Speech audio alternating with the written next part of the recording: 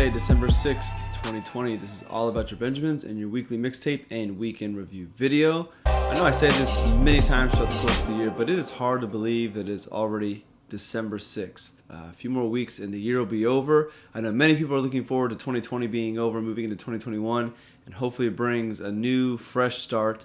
So we'll see how the end of the year wraps up for us all. Let's get to the headlines that may or may not be impacting your financial plan and portfolio, and just a few headlines, and I'm actually looking forward to covering some different things than usual.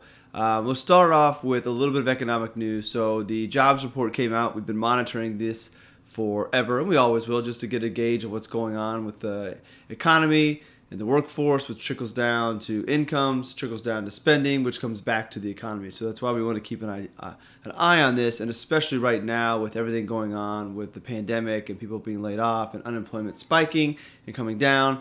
So this week, or last month, there were 245,000 jobs added to the economy, which was well below the expectation. Unemployment fell to 6.7%. So it's coming down, but starting to come down at a slower rate. Who knows why? We can try to figure out. We can talk about the spikes in COVID. We can talk about companies slowing back down, new mandates for businesses to be shutting down, restaurants not being able to operate in some states, or it could just be year-end not hiring people going into the holiday season with expectations that a lot of holiday shopping would be done online, which we saw. So we don't know the true reason why. All we know is that's what the numbers are, and that's what we roll with. So jobs were increased, but increased at a lower rate, if you follow me there. And then that's it. That's all of the economy. We're not going to get into the stock market. We're going to talk about some other headlines that are important and everything, or a little bit of fun, but just to mix it up a little bit. So I guess this kind of ties into this year, but Moderna filed to have their vaccine emergency approved to potentially be done by the end of the year. So they asked to be authorized with its vaccine. It would be the second one that could potentially be ready by the end of the year, and we're seeing these vaccines come to market very quickly. A lot of conversation about whether or not people want to take it, if they trust it.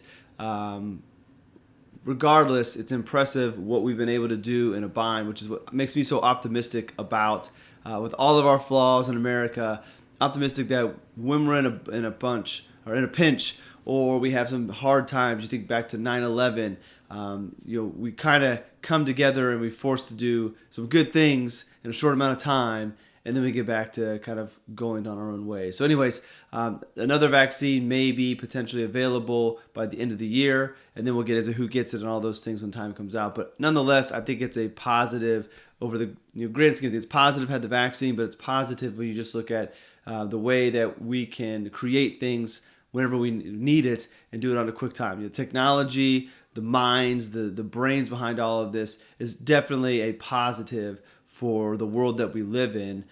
So I think there's multiple good things that come from this.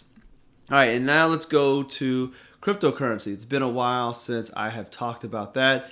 2017, around this time, Bitcoin was all of the rage. So was Ethereum and Litecoin, but it was mainly Bitcoin, and it was skyrocketing to $20,000 a Bitcoin. Things crashed thereafter, and here we are a few years later, and Bitcoin's right back up to those levels. It took it a while to get there.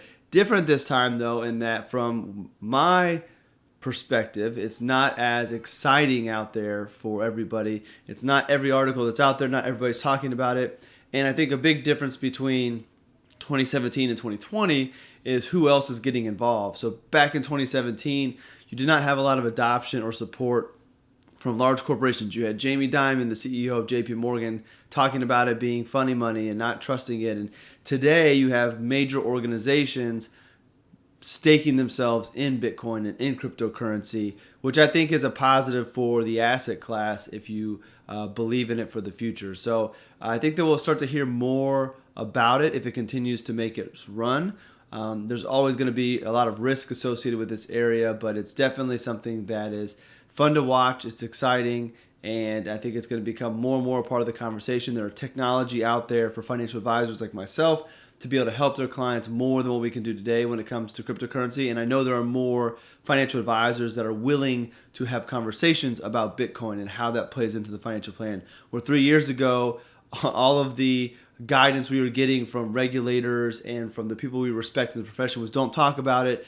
Now it's almost like if you aren't able to talk about it as a financial advisor, you're doing your clients a disservice. You may not necessarily want to recommend it quite yet. You may not want to help your clients buy it quite yet, but you need to at least be able to talk about it, explain about it, figure out how it might fit in if a client really wants to get to it. So I don't think this is going away. I think it's going to become, again, more of a conversation that we hear and eventually find its way into our portfolios as a part of our globally diversified, low-cost portfolio. So a little article about where Bitcoin is today and a couple of company stock type of conversations. Not any recommendations naturally, but Salesforce bought the company called Slack. I bring this up because just down the street from me is a major office for Salesforce. They bought a company here in Indianapolis called ExactTarget. Salesforce is one of the biggest employers in the city, and Slack is a technology tool that I use in our firm. My wife uses it in her firm, so it's kind of cool to see those things come up. This was a very big purchase for Salesforce,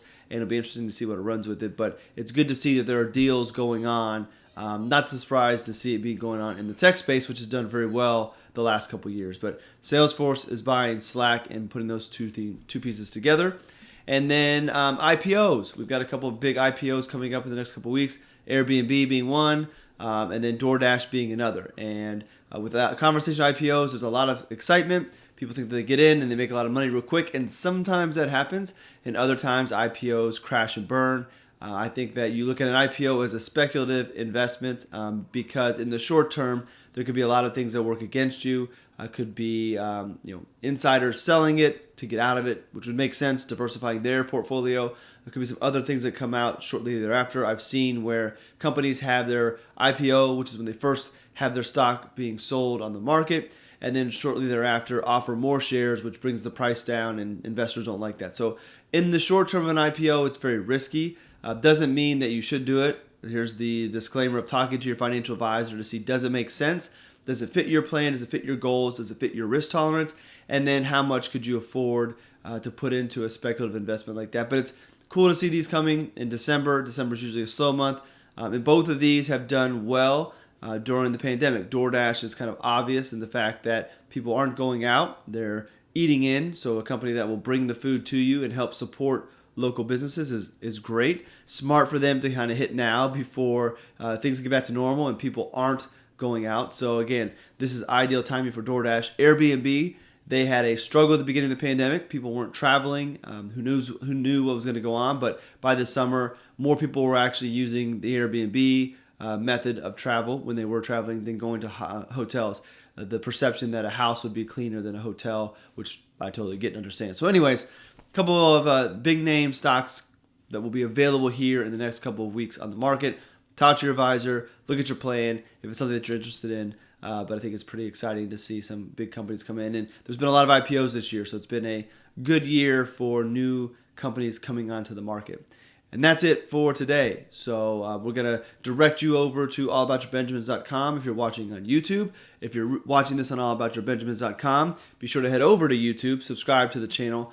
A lot of real good content coming from myself and my colleague Thomas on the RLS Wealth YouTube channel, this video being one of them.